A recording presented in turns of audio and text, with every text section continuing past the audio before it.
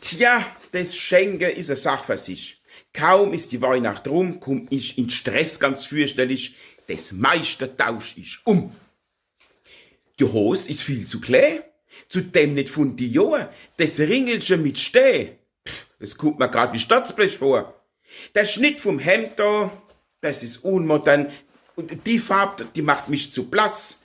Da drin seh ich aus du meine Hände grad wie ein zugehängtes Fass. Den ganzen Krempel tausch ich um. Ein Tag hab ich zu tun. Wann ich mir einmal was wünsch, ich brumm, da hört keiner von der Familie zu. Da kriegt meine Frau ganz plötzlich Wut und fängt laut an zu motzen. Mein lieber Mann, dir geht's so gut. Dein Aussprich sind zum Kotzen. Ach du, mein Schatz, passt mir oft nicht. Bist nicht mein Kragen weit? Ein Ladehüter, wann so wit, aus längst vergangener Zeit. Du stammst als fehlerhaftes Stück vom Sommerschlussverkauf. Kein Teufel tauscht dich mehr zurück, egal wie weit ich lauf.